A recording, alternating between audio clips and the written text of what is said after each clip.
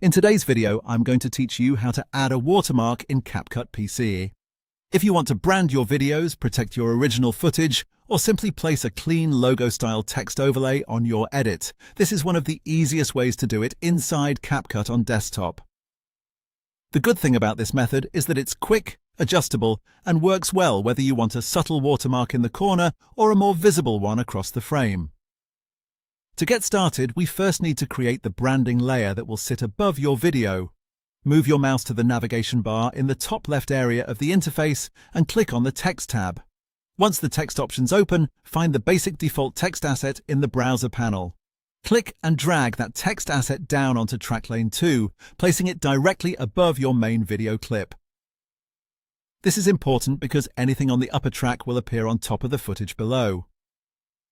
After that, move to the right edge of the text block in the timeline, then click and drag it outward so it stretches across the full length of your video. Matching the duration ensures the watermark stays visible for the entire clip, instead of disappearing partway through.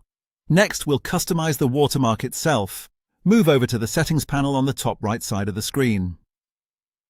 Under the Text section and the Basic tab, click inside the text input box and type the label you want to use for your watermark.